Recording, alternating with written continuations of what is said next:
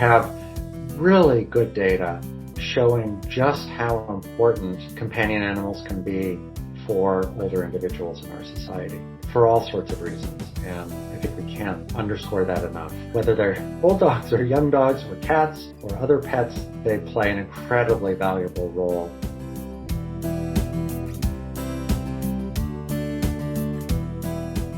At Home with Growing Older is a nonprofit organization which believes in peer learning and creating discussions which bring the lens of aging to a variety of topics. At Home with Growing Older is proud to be your host of At Home on Air, a radio hour offering connection, community, and knowledge to our participants remotely. Now, we invite you to listen and learn from this live recorded episode of At Home on Air.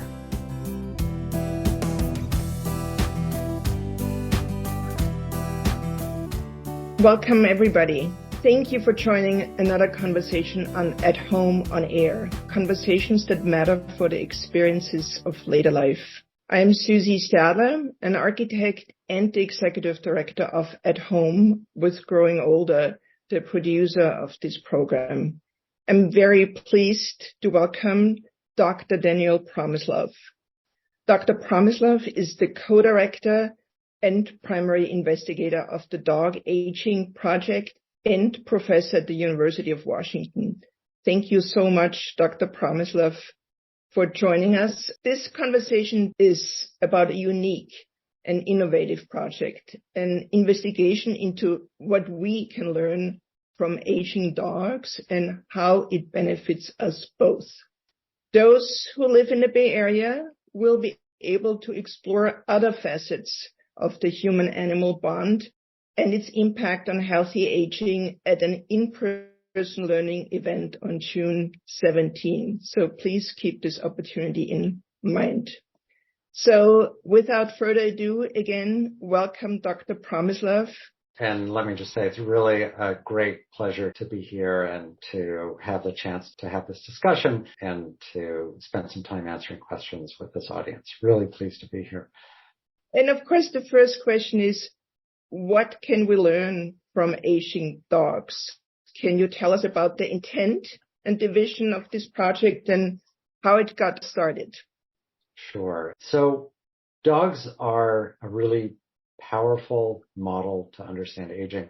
I'm a biologist, and usually when biologists talk about model organisms, they think that they're talking about yeast or fruit flies or mice, organisms that people bring into the lab and study in this very unnatural, highly controlled environment that is the laboratory. But we don't live in a laboratory. We live in an extraordinarily diverse environment around the world. We live in all kinds of environments. And we ourselves are extremely diverse. We all look different. We're different heights. Our skin tone is different. Our hair color is different. So many things about us are different. That variety, that variation, partly due to genetics and partly due to the environment, isn't reflected in the laboratory. And so one of the really exciting things about studying aging in dogs is that they do share that heterogeneity, that variation, both genetically and in the environment. So the big question that we're trying to understand with the dog is, what are the genetic factors, the biological factors, the lifestyle factors, and the environmental factors that influence healthy aging and that can help dogs to be healthy agers. So dogs have the variety that we do. Unfortunately, they don't live as long as we do. So what we can learn from dogs, we can learn much faster than it would take to learn from people. And then last and maybe most importantly is that people love dogs. And so if we can learn what will keep a dog healthy for a longer period of its lifetime, that's good not only for the dog, but also for the people who love the dog. Yes, I'm just curious, how many in this audience are dog owners? Before the onset of the pandemic, there were about 100 million dogs in the United States. And the dog population grew considerably during the pandemic. I don't know the current number, but well over 100 million. Probably almost one person in two, on average, has a dog in their lives. Wow, what an opportunity for the dog aging project and for us. So that brings me to the next question. When I read about the beginnings of your scientific research and teaching career, you said that one of your aspirations was really to serve as a liaison between science and the non-scientific communities. And you always also talked about how fascinating the study of aging was because it brought so many opportunities, really. So I wonder if the dog aging project has become sort of your dream project. It has, although I feel as if my whole career was leading me up to this moment without realizing it. And in general, I hope that all of us live lives where we are enjoying the moment, not realizing that everything we do actually does inevitably lead to where we are in the present moment. My undergraduate experience was very diverse. I went to a liberal arts college and I studied the humanities and the social sciences and the sciences. And I loved making connections between those things as an undergraduate. And when I applied to graduate school, I said, in my career, I want to try and build bridges between the humanities and the sciences, the scientist and the non-scientist. I then began my independent career as a fruit fly biologist, and I still have a lab full of people working on fruit flies and trying to make connections between ideas. What excites me about science is exploring the unknown questions that are between the areas of knowledge or the silos of knowledge that we have. And I find that often the most creative things happen in what I like to call the interstices, the in-between places. So the dog aging project really is about making connections. On our team, we have social scientists, we have ethicists, we have veterinarians and epidemiologists and biologists like myself. As a team, we are drawing connections between different disciplines, but we're also building connections in the community of people who are with us, generously sharing the information that they have about their dog and how it's living its life, whether it's a young dog or an old dog. We enroll dogs of all ages. And so it really does feel like, without realizing it, all of the work that I did up until I was inspired to start developing this project was preparing me to make connections between ideas in our study and to help make connections between people. It's been a challenge for me. I lead a team of about 100 people, and learning how to be a leader and how to make sure that the team is at its best by making all those connections between the people on the team, and then also helping to build community among dog lovers who are meeting through our study. So it really is all about connections in many different ways. Yeah, what a wonderful other type of this ancient dog-human mutuality. Who would have thought that in addition to hunting partners and guide dogs and service dogs and pets, now we also learn from each other as we grow older. Regarding the community scientists you work with, I noticed also on your platform that there is a concerted effort to actually connect the scientists. There's, for instance, something called the dog park, where I think people can exchange information or ideas. I'm curious how important this has become, creating community among the dog owners in the project. Not everybody goes to the dog park, but many thousands of people do. And they find it to be a wonderful opportunity to create community. So many of us have this experience of having a hard time meeting people and reaching out to others and finding a way to connect. And of course, during the last few years, that's been even more difficult. The dog park is different things for different people. For many people, it's a social connection where people can go there and start their own groups. So if someone is from Baltimore and is a participant, they could seek other participants in Maryland and maybe meet at dog parks. There are people who go there to find others with common interests. There are others who go there to speak to the veterinarians who are at the dog park to learn about dog health. It really is different things to different people, but it's very much about building community. Not only people from my team coming to our participants with our new discoveries, for example, but also really creating opportunities for the participants to come together as we like to think of them as community scientists. They are participating in science with us. They are data collectors, sharing the data with us. We analyze it and give it back to them. But they are also people who just love coming together and sharing their enthusiasm about dogs and their interest in healthy aging. Can you give us an example of one of the experiments you ask participants to do? Sure. Most of the data that we get is based on either surveys that people fill out or analysis of samples that we are given when the dog owner brings the dog to a veterinarian, and we get blood samples, for example, and we can do biology. But we love to actually engage the participants in working with their dog to learn things. And some of them are very simple. So we have videos that teach people how to measure a dog. In humans, if we're interested in body condition, we talk about body mass index, and it's a very simple measure just based on our weight and our height. In dogs, it's a little trickier because how do you compare a Bernese Mountain Dog and a Chihuahua? They're such different shapes, but we're really interested in how body condition and proportion and where fat is distributed in dogs affects health, just like in humans. And so we teach people how to measure different parts of the dog with a tape measure. The legs, the thighs, the back length and head length, all these different parts. And when we put that together with weight, we actually get quite accurate measures of body condition. One other example I'll give where we actually engage the participants in games with the dogs, just like in humans. We're very interested in how age affects cognitive ability.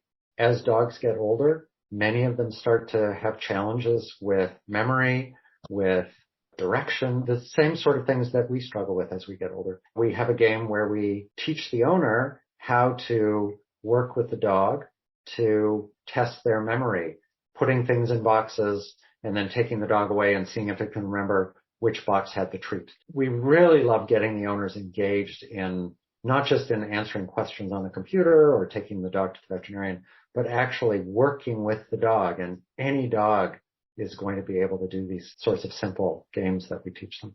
When you're saying any dog can do the simple tricks, we know that there's a wide range of behavioral differences. I'm just wondering, is there a way to factor this in for certain breeds? So first of all, as you alluded to, there's actually no right answer for a dog. There's no better or worse. We're just interested in how they behave, whether we can find genes, for example, that are associated with how they behave.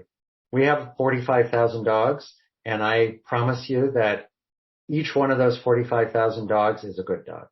One of our team members, Eleanor Carlson, who's at UMass Medical Center and the Broad Institute at MIT and Harvard, has another study that she does that's similar to ours but focused on behavior. She collects a huge amount of information about behaviors in dogs, memory and anxiety and mobility, how they walk and whether they chase after squirrels and everything you can imagine. She's also looking at how those behaviors change with age. So there's a tremendous amount that we can understand about behavior in dogs. And I'm really interested in understanding which of those behaviors change and which don't. All of you will have had the experience with your loved ones, with family and friends, seeing that some of our personalities are just hardwired from when we're 4 or 5 years old. And then other things change as we grow and mature. And the same is true in dogs. Do you mind repeating her name? Sure. Eleanor, Elinor Carlson, Karlsson. Thank you. There was an issue of Science that came out just a couple of weeks ago that was all about mammals. There were about a dozen papers in that issue of Science based on this huge study of the genetics of hundreds of different species of mammals, and she was one of the people who led that whole project. Coming back to your community scientists, I'm wondering if you know what age range they're in. Are more older adults participating in your studies with their dogs than younger? There's a really wide age range. We don't allow minors to be the primary participants, so everybody is 18 to well over 80 or 90. There's all kinds of people from every state in the country, a very wide range of socioeconomic status, as much human diversity as there is dog diversity. Relative to the population of people in the United States, there are more older people, and I would speculate that that's probably because as we get older, we tend to have more flexibility in our schedule and we can take the time to fill out surveys. Related to that, an interesting observation, we find we have a lot of information on how active the dogs are, and we find that dogs that belong to older owners tend to spend more time being active outside. It's a good thing that they are, and I would guess it's partly because as we get older, we have more flexible time to spend with our dogs. Maybe this leads us into insights you have gained from your studies. I found this really interesting that older dog owners have more active dogs, because we know that physical activity is really one of the primary contributors to healthy aging. So I feel like this benefits beautifully humans and dogs. Dogs get exercise, humans have their exercise coach. I'm just curious if this was a surprise or you expected it. It was a great surprise. We were expecting that as people got older, the dogs would be less active. And we found just the opposite. The youngest age group of 18 to 24 spent a lot of time with their dogs, and then it went down, and people in their 30s and 40s didn't spend nearly as much time with their dog. We don't know for sure why, but one of the things that's different between 18-year-olds and 80-year-olds versus 30-year-olds is that people in their 30s and 40s are really focused on their work life and building a family and maybe have less time to be walking the dog. That's just speculation. The other element that's still an open question, we have to do more research on this, is how the answers that we give to questions on a survey might depend on our own experience and our age. It might also reflect just differences in perception about what makes for a very active dog for a 20-year-old versus a 70-year-old. So people could answer in a very individual way. Right. And one of the things that we're quite excited about is we're just now starting to put actigraphy monitors on dogs. These are like Fitbits, but for dogs. Keep track of how many steps they take. One of the things that will be really valuable about that is we can observe the relationship between what the dog actually does and what the owner perceives the dog to do. A personal anecdote, my daughter and son-in-law have an Aussie Shepherd who has activity monitor on his collar, and it's a constant sort of game that they play to try and get their very active dog to walk as many steps in a day as they can. And when I think about that, that could be a wonderful enticement for all of us to get out with our dog and take it for one more walk around the block. And so to help ourselves by helping our dog. I constantly have a bad conscience that I don't play enough with my dog. I run with my dog, but I don't play. So this would be a really good incentive for me to play. I think that's a lovely idea and a great incentive, again, a win-win for both sides. Yeah. And one of the amazing things about watching dogs age, and I've watched my own dogs age, is dogs don't complain. And I think they are just very present in their experience. They have a sense that here is where they are now, whether they can run incredibly quickly in a big farm field, or if they're slowly walking up the stairs with arthritis, which is very common in dogs. They're just very present. I had a dog who lived to 16 and a half, and she had terrible osteoarthritis, but she still loved to play in a very simple and slow way. But I think there's a message there for us that whatever our condition, we can play in a way that works for us. If we have a dog in our lives, whether it's a speedy little 2-year-old running around or a dog in its geriatric years, it's an opportunity for us to play with that dog. Yeah, thank you for reminding us of this. You also just mentioned arthritis as one of the common effects of aging humans and dogs share. What other traits do we share? So at the beginning of our conversation, I told you some reasons why I think dogs are such a beautiful animal in which to study aging. The other thing that I didn't mention is that they get many of the same diseases that we get as we age. They get osteoarthritis, they get cancer, they suffer from kidney disease, gastrointestinal problems, pancreatitis, all the sorts of things that can be challenges for us. There are a couple things they don't get. They don't tend to get type 2 diabetes, but they do get type 1 diabetes. They get heart disease, valve disease like mitral valve disease, cardiomyopathy. They don't get cardiovascular disease. So they don't get heart attacks and strokes. So unlike the fruit flies in my lab that show signs of aging just like we do, but we don't know why they die. We know why dogs get sick. We can diagnose them. We can treat them.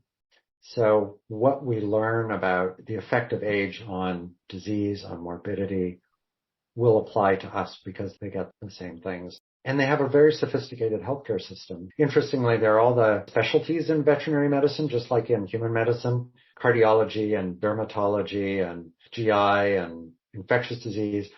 One of the specialties that doesn't yet exist in veterinary medicine is geriatrics. And geriatrics is so important for us. If I am in my geriatric years, I want to go to a physician who will look at me and know that, for my age, what's going well and what needs to be going better. We don't have veterinarians with that training. They learn on the job, and they'll see a lot of old golden retrievers and old German shepherds and old French bulldogs around. But the rare breeds they won't see, and they won't know what a healthy ager is supposed to look like. Part of what we're doing is trying to tie all those things that happen in dogs with their age and their breed to better understand what a healthy ager is. So do you think there will be veterinary gerontologists? We're training some, and there are certainly veterinarians who specialize in working with older dogs. We actually have a veterinary palliative care specialist who leads our animal welfare advisory board. So this is a veterinarian who's trained to take care of dogs in their last weeks and months of life. I hope that we are laying the foundation for what some years in the future will become a certified specialty of veterinary geriatrics. Yes, and Mudville, the senior dog adoption agency in San Francisco, has palliative care specialists for dogs. This is a really helpful perspective to introduce to veterinary emergency hospitals. A wonderful and interesting development.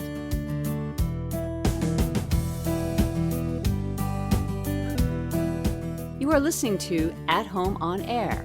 We are now switching to questions by participating audience members in this recorded live episode. If you want a chance to ask your question, visit us at athomewithgrowingolder.org and register for the next live episode.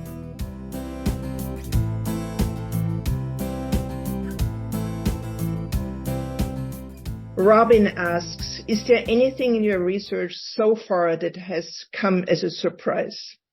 Yeah, we've already started learning a lot.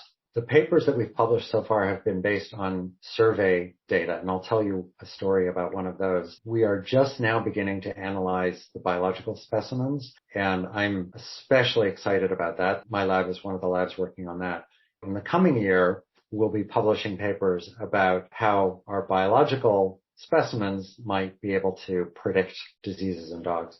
One result that was a surprise to us was looking at how often dogs eat. There are some people who feed their dogs once a day, some people who 3 times a day, and then there are others who just leave the food out. If a dog is not very food motivated, you can just leave the food out and it will take a little bit whenever it's hungry and throughout the day. In the aging field, in biogerontology, the field that I work in, or geroscience it's also called, one of the ideas that some people are interested in is the possibility that occasionally fasting, or what we call intermittent fasting, might improve health. And that can be as simple as limiting the time when we eat from, let's say, 8 in the morning till 7 in the evening, not eating from 7 at night till 8 the next morning, so effectively fasting for 13 hours every day. I'm not saying you should do this, but there's a lot of research on this. And we were interested in looking at this in dogs. So dogs that feed just once a day are effectively fasting for 23 hours or so every day. And sure enough, to our surprise, we didn't think we would find this, but we found that dogs that only feed once a day are less likely to have certain diseases. For example, less likely to have gastrointestinal problems and pancreas problems. So that was a surprise and interesting. But there's a second part of the story, which is a really important, valuable lesson. This result was based on the first year of data, which means that it was just one slice in time. We're now following the dogs every year. There are some dogs in the third year already that have given us 3 years of survey data. But in this first year, we found this relationship, and it's a bit of a challenge. The journalists and the media started saying, you should feed your dog only once a day. I am not telling you to feed your dog once a day. And here's the problem. I'll just tell a personal story with my dog Frisbee. She was one of these dogs that didn't eat much of anything, not very food motivated, but I fed her twice a day. And when she got sick, she had pancreatitis. Her pancreas was in bad shape. She had bad gastrointestinal problems. And the veterinarian said, you need to feed her many small meals throughout the day. So dogs with GI problems might be more likely to have to feed multiple times a day. And that will look like dogs that only feed once a day are less likely to have GI problems. It might look like that because dogs that feed once a day are ones that haven't been told by the vet, you need to be fed multiple times a day. When we see these correlations, we need to be very careful about whether there's a cause between these two things or they're just correlated. So surprising result, we now need to do the long-term follow-up to see if young dogs that are fed once a day or multiple times a day, years down the line, become unhealthy or healthy dogs. And the good thing is we're going to have those data 3 or 4 years from now. That's fantastic. And I wonder also what conclusions to draw for humans from that. Should we eat only once a day? No. At this point, we definitely can't draw the conclusion that dogs should feed only once a day. When we go into the longitudinal part of our study, when we can look at what feeding behavior today does to our health 5 years from now in the dog, then we can draw conclusions. There's some interesting data from human nutrition studies about intermittent fasting, not eating from 6 a.m. till midnight. But the other really important thing that dogs teach us, human studies as well, is that we're all different. And this is something I hope to learn from the Dog Aging Project and to reinforce that what's right for me might not be right for you. We do know that a healthy lifespan in humans is determined in part by healthy diet, exercise, and social interaction. But what's a healthy diet for me might be different for you. And that's this idea of precision medicine, that each one of us might have our optimum diet and they might be different. I think the Dog Aging Project will eventually teach us things about understanding what each of us need uniquely to live a healthy, long lifespan. So it's maybe leading us to a more individualistic approach to healthy aging. Very much so. And one other thing that I would add, we have a paper that has just been accepted that will be coming out soon that looks at the quality of the environment in terms of economic resources, availability of grocery stores and that kind of thing. And just like in people, dogs in poor environments have generally poor health outcomes. So I think we're also going to be able to learn from dogs why in human populations, those in resource poor environments don't do as well with their health. Going to the next question, Rachel asks, what are some things you wish people understood about how dogs age? That's a great question. Well, one thing is that I wish more dog owners appreciate, and I think most do, that just like in people, an active lifestyle and a healthy body condition is really important for dog health. There are people who don't appreciate that obesity in dogs can be a real challenge for the dog in terms of its health. We should think about that just as much in dogs as we do in people. Dog owners actually really, really understand their dogs.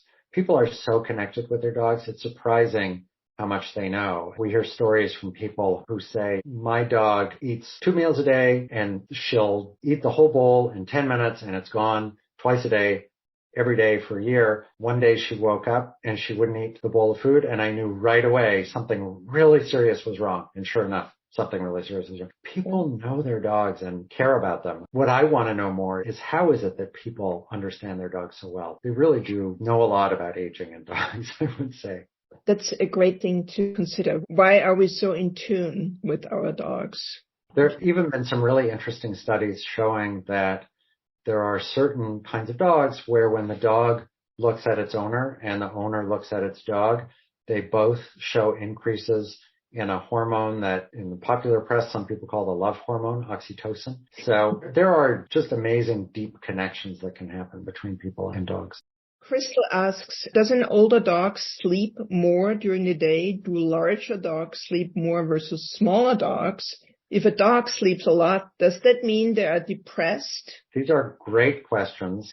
Some I can answer a little bit and some not. So older dogs do sleep more. There's a lot of individual variation. There are dogs that sleep a lot, dogs that don't sleep so much, just like us. As dogs get older, there's actually a dog syndrome called canine cognitive dysfunction, or CCD, that looks a lot like Alzheimer's disease. And as dogs struggle with dementia, like in humans, that can often go along with anxiety.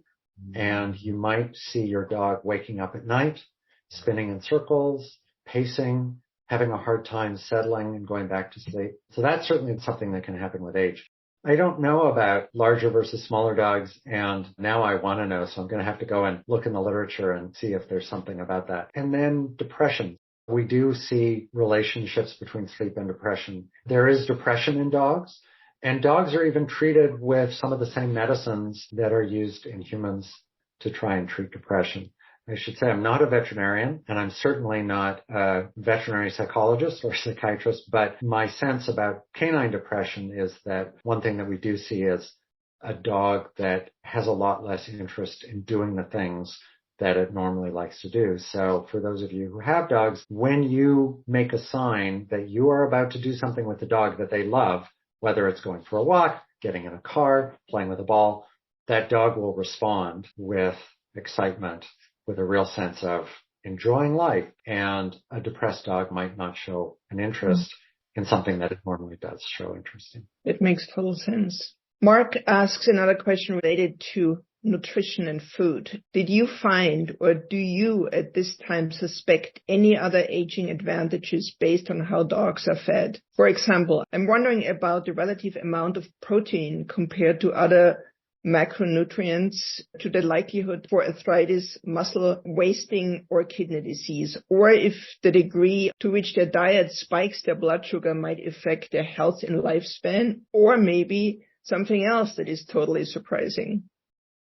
These are terrific questions. Don't yet have answers. One of the students on the project works with me and is currently looking at all the different diets that are represented in our population of dogs and whether we can detect signatures in the blood analysis that we do in my lab. Many studies have been done by the big food companies on dogs. They do studies on what the optimal diet is for maintaining weight and health in dogs. Dogs have somewhat different needs than we do. Cats have somewhat different needs than dogs. Cats tend to need more protein than dogs. In terms of the details about the relative contribution of proteins and fats and carbohydrates, I don't know what's ideal, and I don't know how those things relate to risk of arthritis, for example. There probably is a literature out there, and it's certainly something that we will be able to ask as we move through the years of this study. And many of our dogs, thousands of our dogs, report musculoskeletal issues, most commonly osteoarthritis, which is very common. One specific thing that we're interested in looking at has to do with grain-free diets. There is some concern that grain-free diets, because of their rich legume content, peas and beans, might be leading to some heart problems in dogs. And there's a limited bit of literature on this. This was based on anecdotal observations. And so this is something that we're trying to look at to see if that's really the case. Interestingly, the report that was put out by the Food and Drug Administration about grain-free diets shows how much we have to learn still about what optimal diets are for dogs. I would also imagine, just looking at my own experience from having a dog growing up to now, how different dogs are being fed. We ask a lot about diet, and you wouldn't be surprised to know how much variety there is. The most common diet in our population is dried kibble food, although even there's tremendous differences in the kinds of foods. But then we also have people who feed their dogs raw food, homemade cooked food. We even have some dogs that are vegans. Tremendous variation. Anita asked a question related to arthritis. Are there studies being done about anti-inflammatory drugs which can reduce pain in older dogs with arthritis? Do these drugs enhance well-being in old age and therefore add to their good years? Or do their side effects cancel out those effects? I can only speak from personal experience. I'm not a veterinarian and wouldn't want to give any veterinary medical advice. There certainly are anti-inflammatory drugs that are dog specific. The one that I know of by the trade name is Rimadyl, very commonly used. In our cohort of 45,000 participants, many of them also give supplements to their dogs that are often thought to possibly help. Common ones are glucosamine, chondroitin sulfate. I don't have any data yet about whether they actually help, and it's hard to know without clinical trials. Just like in humans, the ideal way to find out would be a randomized placebo-controlled clinical trial where half the dogs are on placebo and half are on treatment. I will say that my own observation with Frisbee and her osteoarthritis is that the pain meds helped her get up and around and be able to walk outside. My sense was that that was a real improvement in her quality of life. And I don't know enough to be able to answer with an informed opinion about the side effects of those drugs. Thank you. Coming back to the community scientists who are part of the project, first of all, are there any criteria for people signing up their dogs for the dog aging project? I love that question. Every dog is eligible. The only limitation is that they have to have their primary residence in the United States. And we hope to raise funds in the future to be able to expand to other countries and to translate all the materials. All dogs, from newborn puppies to the oldest old, large breed, small breed, male, female, sterilized, intact, all are welcome. We even have some working dogs. We're very interested in that diversity. Any dog is welcome, and all you have to do to sign up is go to dogagingproject.org and click on the Nominate Your Dog button. What's the commitment? If I change my mind 2 months from now, it's probably not helpful for you. How long do you have to commit?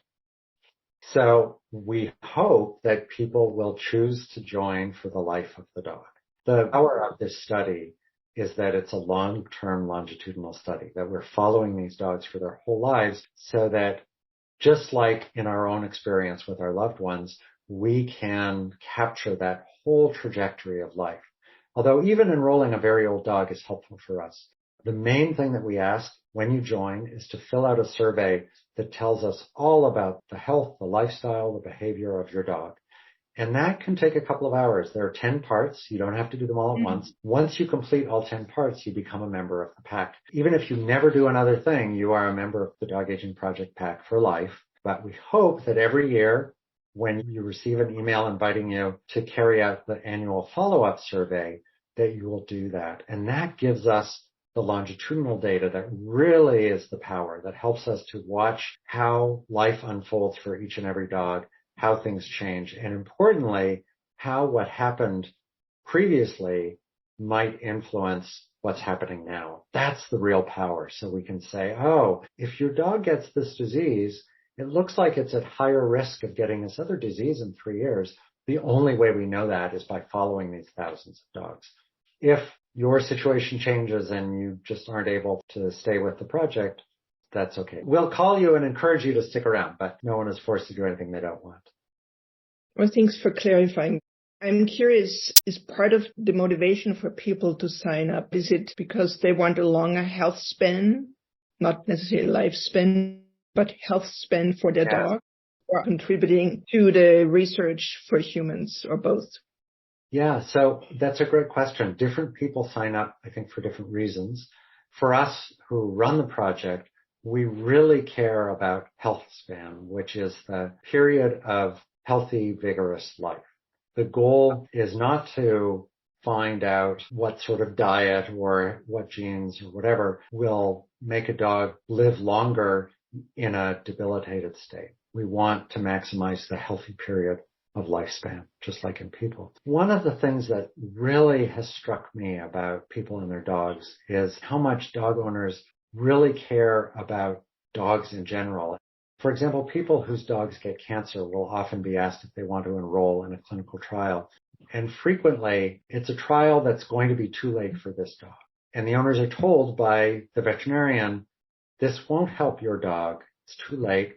But what we learn from your dog will probably help dogs in the future. If they know that half of all golden retrievers will get cancer, it's too late for their dog, but maybe by their dog enrolling in a study, it might help the next generation of golden retrievers. They will do that without question.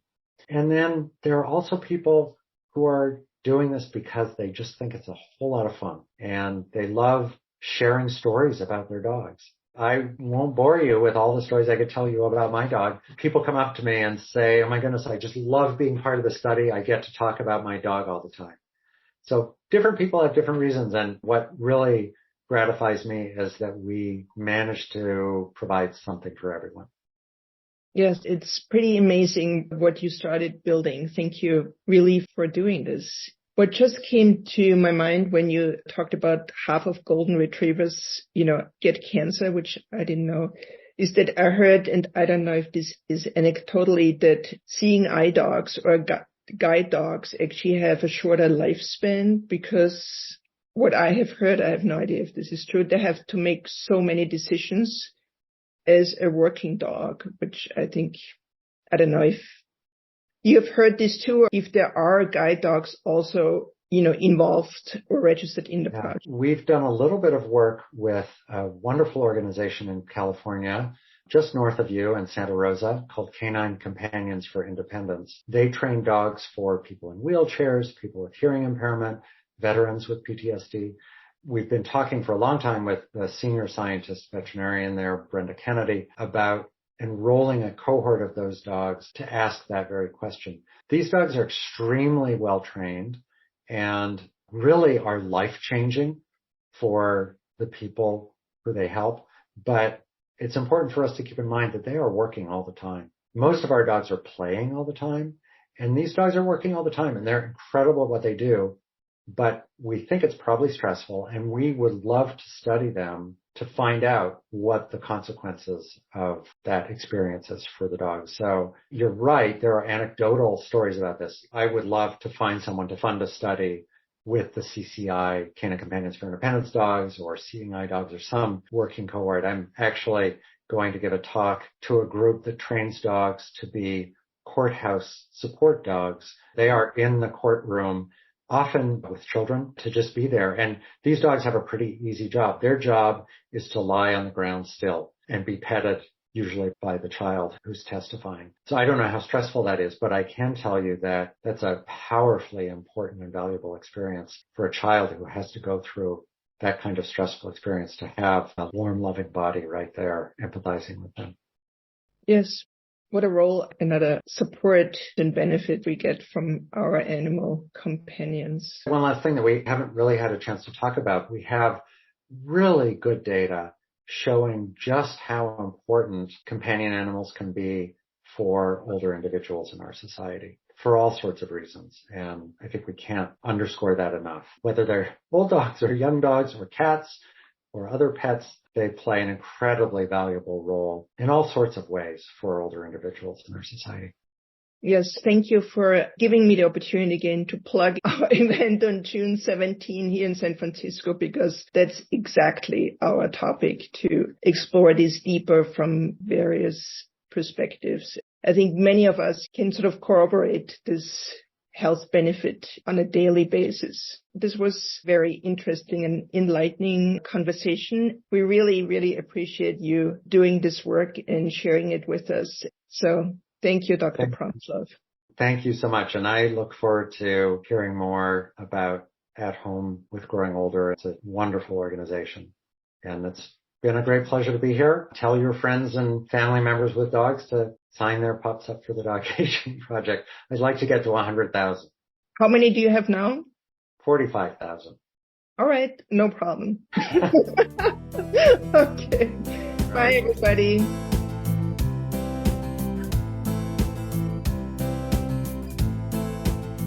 This episode of At Home on Air was produced by the At Home with Growing Older team. We could not host these conversations without the generosity of our marvelous and passionate guests and hosts. Thank you for sharing your personal and professional insights.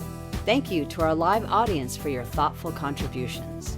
To subscribe to this podcast and for more information, visit us at athomewithgrowingolder.org.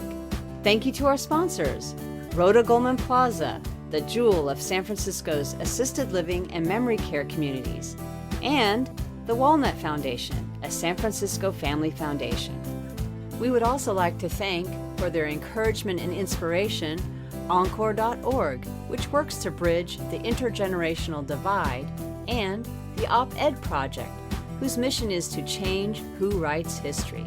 At Home with Growing Older strives to educate, inspire, and connect people across generations and disciplines to re-envision and improve the experiences of later life. Don't forget to subscribe and tune in for the next episode.